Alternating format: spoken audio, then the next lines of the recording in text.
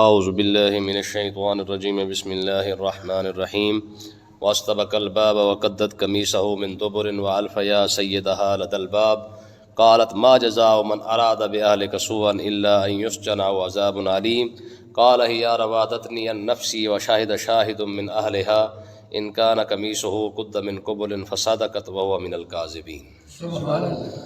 یوسف علیہ السلام کی اور جناب زلیخا کی جب وہ ملاقات ہوئی کمرے کے اندر، تو اب ظاہر ہے کوئی اور صورت نہیں تھی یوسف علیہ السلام کس طریقے سے بچتے، اور ادھر سے یعقوب علیہ السلام کو بھی انہوں نے دیکھ لیا تھا۔ تو یعقوب علیہ السلام کو دیکھنے کے بعد، جس کو اللہ تعالیٰ نے ارشاد فرمایا کہ یوسف علیہ السلام نے اپنے رب کی دلیل دیکھ لی، تو پھر اب کیا تھا، اللہ تبارک و تعالیٰ پر یوسف علیہ السلام کا توکل اور بھروسہ دیکھیں۔ حالانکہ ان کی آنکھوں کے سامنے دروازے بند کیے گئے تھے، تالے لگا دیے گئے تھے باقاعدہ، لیکن ایک انسان کا دیکھیں نا جی، اس قرآن کی ہر لفظ اور ہر بات سے کوئی نہ کوئی سبق ملتا ہے، ٹھیک ہے۔ اب یوسف علیہ السلام خود دیکھ چکے ہیں دروازے تو بند ہے، لیکن پھر ان دروازوں کی طرف بھاگنا، یہ رب پر کامل یقین کی بات ہے کہ مالک بھاگنا میرا کام ہے، اگلا کام تیرا ہے، ٹھیک ہے نا جی۔ ہاں، انسان کی بس کی نہ صرف کوشش ہوتی ہے، باقی رزلٹ نتیجہ نہیں ہوتا ہے۔ ایک بڑی خوبصورت بات ہے کہ باعث بستامی رحمۃ اللہ علیہ کے دور کے اندر نا، ایک عورت کے بارے میں بڑا مشہور تھا کہ وہ بڑی غلط عورت ہے اور ہر رات کسی نہ کسی کو اپنے پاس بلاتی ہے۔ تو باعث بستامی رحمۃ اللہ علیہ نے آپ نے فرمایا میری ملاقات کراؤ اس سے۔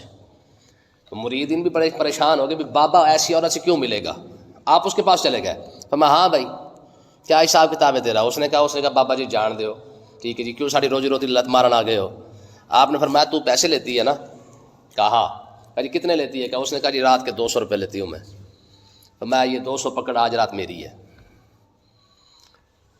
بڑی پریشان بھی ہوئی اور پیسے بھی لے لیے۔ کہا تیرا دھندا ہے تو اپنے پیسے لے۔ پیسے لے لیے، رات کو بابا پہنچ گیا۔ کہا کیونکہ آج رات تو میری پابند ہے، تو جو آج میں نے کہنا ہے وہ کر۔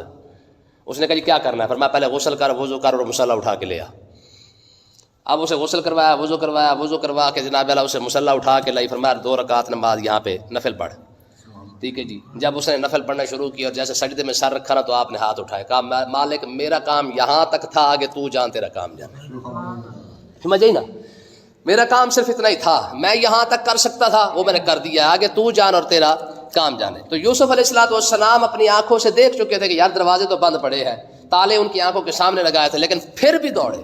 مطلب کیا تھا کہ پروردگار میرا کام صرف اتنا ہے، آگے اب راستہ دکھانا، دروازے کھولنا، تالے کھولنا، یہ سارا تیرے کرم پر ہے، باقی میری جتنی کوشش ہے میں وہ کر رہا ہوں۔ اب ہوا کیا، واستبق الباب، فرمایا دونوں دروازے کی طرف دوڑے، جناب زلیخا بھی اور جناب یوسف۔ جب یوسف علیہ السلام بھاگنے لگے تو جناب زلیخا بھی پیچھے سے پھر بھاگی۔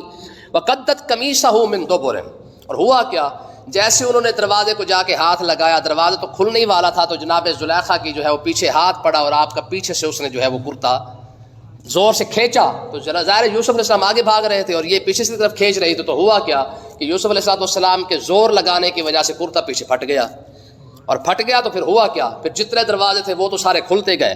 وَأَلْفَ يَا سَيِّدَهَا لَدَى الْبَابِ، اب جیسے وہ دروازے کھلتے گئے، اب جتنے بھی اللہ جانے 2 دروازے تھے، 10 5 تھے، 7 تھے، روایت کے اندر 7 دروازے بھی آتے ہیں۔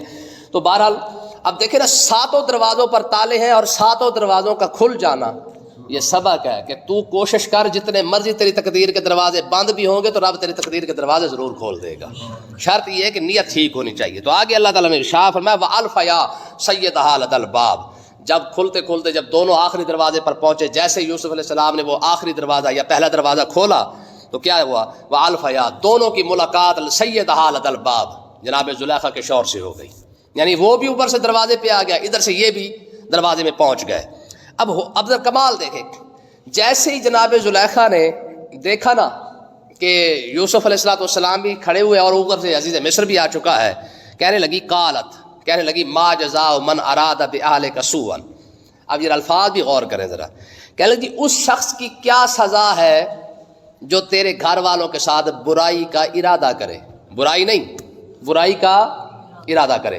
اچھا اتنی بات کر تو بیٹھی، اب فوراً دل کے اندر خیال ہے کہ یار یوسف کو قتل ہی نہ کروا دے، کھونا بھی تو نہیں نا، اگر مل نہیں سکتا ہے تو کھونا بھی نہیں ہے. یہ نہ ہو کہ جناب وہ عزیز مصر طیش کے اندر آ کر یوسف علیہ السلام کو قتل کروا دے تو پھر کیا کروں گی؟ پھر تو ساری زندگی کا جو ہے وہ یوسف ہی کھو بیٹھوں گی، پھر کیا کروں گی میں؟ تو پھر آگے کیا کہا؟ کہتی الا ان یسجن او عذاب علیم. ساتھ ہی 2 تجویزیں بھی دے دی. کہا جو بندہ، اب دیکھیں اس سے جناب زلیخا کی خود کی گواہی بھی ہے کہ جناب یوسف نے کوئی برائی کی نہیں. یہ جناب زلیخا کے الفاظ ہے، صرف ارادہ کیا ہے، حالانکہ یہ تو اللہ کی گواہی ہے نا کہ میرے نبی نے ارادہ بھی نہیں کیا ہے. ٹھیک ہے جی. تو اب اس نے کیا کہا؟ فرمایا الا ان یسجن او عذاب علیم. قتل کے ڈر سے اس نے 2 تجویزیں دی کہ یوسف کو قتل کروا دے گا، پھر کہا اور بھی کام ختم ہو جائے گا. روایت کے اندر آتا ہے نا کہ جب یوسف علیہ السلام کے قید میں چلے گئے نا، جیل میں چلے گئے، تو جناب زلیخا نہ بیٹھ کے رویا کرتی تھی.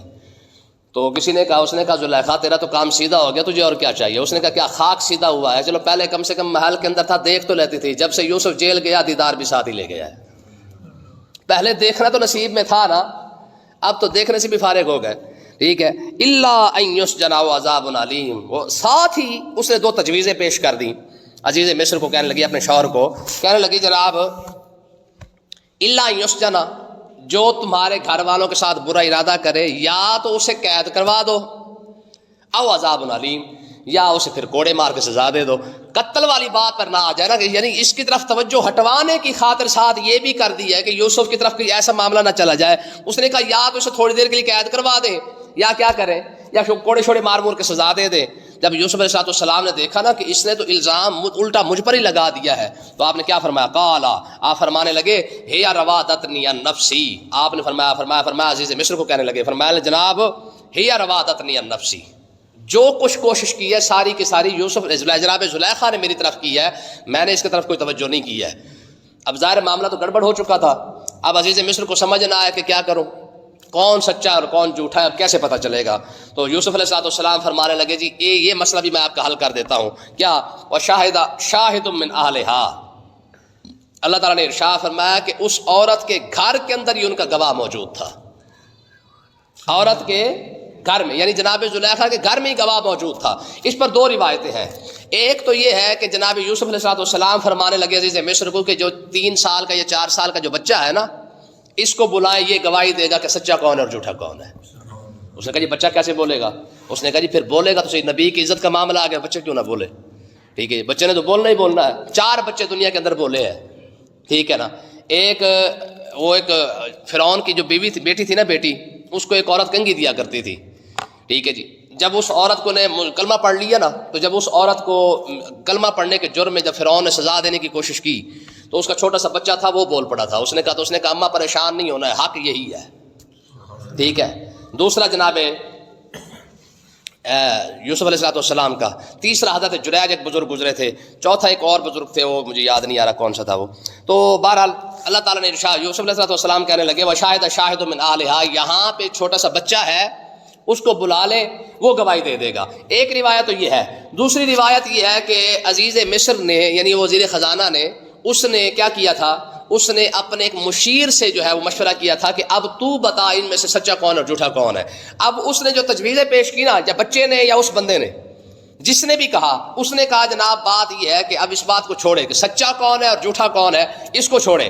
ہاں ایک اصول کلیہ میں آپ کو بتا دیتا ہوں، آپ اس کلیے کو آزما لیں، جو سچا ہو جائے گا سامنے آ جائے گا. کہا کیا؟ اب وہ کلیہ کیا ہے؟ کہنے لگا جی ان کان قمیصہ قد من قبل. آپ پہلے قمیض کو چیک کریں. کیا کریں؟ قمیض کو چیک کریں. قد من قبل، اگر قمیض ہے آگے سے پھٹی ہوئی تو کیا کریں؟ فصادقت وهو من الکاذبین. حقیقت یہ ہے کہ پھر عورت سچی ہے اور مرد جھوٹا ہے. یہ اصول ہے، آپ اس کو دیکھ لیں. وَإِنْ كَانَ قَمِيصُهُ قُدَّ مِنْ دُبُرٍ، اگر قمیض پیچھے سے پھٹی ہوئی ہے تو فَكَذَبَتْ، پھر عورت جھوٹی ہے. وَهُوَ مِنَ الصَّادِقِينَ، اور یوسف علیہ السلام سچے ہیں. یہ 2 باتیں ہیں، یہ دونوں کو دیکھ لیں. پہلے قمیض چیک کر لیں کہ قمیض آگے سے پھٹی ہے یا پیچھے سے پھٹی ہے. آگے سے پھٹی ہے تو اس کا مطلب یہ ہے کہ پھر دفاع جناب زلیخا نے کیا ہے. یوسف علیہ السلام نے کوشش کی ہے اور انہوں نے دور کرنے کی خاطر ہاتھ بڑھا کے آگے سے قمیض کو پھاڑا ہے. اور اگر قمیض پیچھے سے پھٹی ہے تو اس کا مطلب یہ ہے کہ پھر یوسف اپنے آپ کو بچا رہے ہیں اور جناب زلیخا کوشش کر رہی ہیں، تو جس کی وجہ سے وہ بھاگے اور پیچھے سے قمیض پھٹی ہے. اب ہوا کیا؟ فلما رأى قمیصہ قد من دبر. کلیہ تو سامنے آ گیا تھا کہ قمیض کو چیک کر لو کہ قمیض آگے سے پھٹی ہے یا پیچھے سے پھٹی ہے. اب جیسے پھٹی ہوگی اس طریقے سے حساب کتاب ہو جائے گا. تو اب ہوا کیا, عزیز مصر نے فلما رأى قمیصہ قد من دبر, کہنے لگے عزیز مصر نے آ کے قمیض کو دیکھا تو وہ پیچھے سے پھٹی ہوئی تھی. ٹھیک ہے, قمیض تو پیچھے سے پھٹی ہوئی تھی. کالا, جیسے اس نے قمیض کو دیکھا تو وہ کہنے لگا جناب زلیخا کی طرف منہ کر کے انہو من کیدکن, تمہارا مکر بڑا بہت زیادہ ظالم ہے, تمہارا مکر یہ سارا تیرا مکر ہے. ٹھیک ہے, اور پھر صرف تیرا نہیں کہا انہو من کیدکن, یہ تم عورتوں کے مکر ایسے ہوتے ہیں, ساریوں کو شامل کر لیا.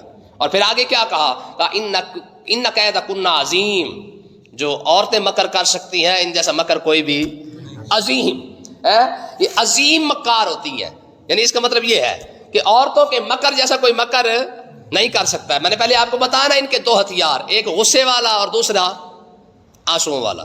ٹھیک ہے جی, پہلے تڑی سے بات منوائے گی, جو نہ منی تو پھر رو کے, اور اس سے بچے کون. ٹھیک ہے جی, آپ کے ایٹم بم, ہائیڈروجن بم, نائٹروجن بم, یہ سارے ہائیڈروجن نائٹروجن اس کے آگے فیل ہیں بالکل. ٹھیک ہے, یہ صرف ایک بار آنسو بہا کے دکھا دے تو دیکھے تماشا, پھر کدھر گئی جرنلی, کدھر گئے کرنل, کدھر گئے جج, کدھر گئے سارا کچھ, جتنا مرضی بڑے عہدے دار ہو فارغ ہے کہ نہیں. تو بہرحال یہ ہوتا ہے. ٹھیک, اور یہ نہیں کہ یہ قدرت نے رکھا اسی کے کھاتے کے اندر ہے. ٹھیک ہے, حضرت میں نے آپ کو بتایا تھا نا کہ حضرت ابراہیم علیہ السلام نے اس کی حضرت سارہ کی یا حضرت ہاجرہ کی باقاعدہ اللہ کو شکایت لگائی تھی کہ مالکہ اس کا کیا کروں میں, ہر کام میں صبر کرنے والا, جرب جس کی شان بیان کرے کہ میرے ابراہیم جیسے صبر کوئی نہیں کر سکتا ہے. تو آپ خود اندازہ کریں, یہ جو ہمارے ساتھ ملنگڑی لگی ہوئی ہے, اس ملنگڑی کا اپنا ہی کمال ہے کہ حضرت ابراہیم علیہ السلام نے رب کی بارگاہ میں کہا تھا مالک اس کا علاج کیا ہے. تو کیا علاج تھا, رب نے فرمایا اس کا علاج بھی صبر ہی ہے. اسے سمجھانے والا چکری کوئی نہیں, سمجھنے والی تو مخلوق ہے ہی نہیں نا جناب. ٹھیک ہے, حضرت عمر رضی اللہ تعالیٰ عنہ ایڈا روب اور دبدبے والا بندہ ہے کہ کیسر اور کسرا کی تو اوقات ہی کوئی نہیں نا, جس کا نام سن کے کیسر اور کسرا ڈر جائے. ایک بندہ شکایت لے کے آ گیا, آپ نے وہاں بھی کیا مسئلہ ہے. ٹھیک ہے, اب مسئلہ کیا ہے, وہ آیا تو اس نے آ کے اپنی زنانی کی شکایت لے کے آیا. اس نے کہا جناب اے مینو جین نہیں دیندی. ٹھیک ہے جی, لپسٹک تے کپڑے تے سرخی تے پاؤڈر, میں تو اے پورا کر کے تھک گیا. پر میں چلو اتنے بیٹھ, اندر گیا تو اندر وہی کام شروع. امیر المومنین ہے, گھر لون کوئی نہیں. امیر المومنین ہے, باہر سارے کا پتہ ہے, گھر مرچا کوئی نہیں, گھر فلانی شے کوئی نہیں, گھر فلانی شے کوئی نہیں. ٹھیک ہے جی, اچھا جب بات یہاں تک پہنچی نا تو وہ بندہ جب باہر نکل کے جانے لگا تو آپ باہر تشریف لائے. وہ فرمایا وہ کدھر گیا, انہوں نے کہا جناب سن کے چلا گیا ہے. آپ نے میں بلا کے لاؤ اس کو. جب بلا کے لایا گیا تو اس نے کہا پھر میں کدھر گیا. اس نے کہا حضور یہی رونا تھا, میں رونا آیا سا. ٹھیک ہے, یہ ایسی خلائی مخلوق ہے. ٹھیک ہے جی, اس کو آپ کہیں نا کہ سمجھا لیں. ٹھیک ہے جی, دنیا میں کوئی مائی کلال نہیں پیدا ہوا جو اس کو سمجھا سکے. خود آقا علیہ السلام نے فرمایا اس کو ایسے رہنے دو. ٹھیک ہے جی, اگر آپ سمجھتے نا کہ اس کو سیدھا کر لیں گے, جو بندہ کہتا ہے جی میں بالکل سیدھا کر کے رکھا ہوا ہے, جھوٹا بندہ ہے. ٹھیک ہے جی, آپ سیدھی ہو جائے تو اور گل ہے. ٹھیک ہے جی, وگرنہ دنیا میں کوئی ایسی مخلوق رب نے پیدا ہی نہیں کی جو اس کو سیدھا کر سکے.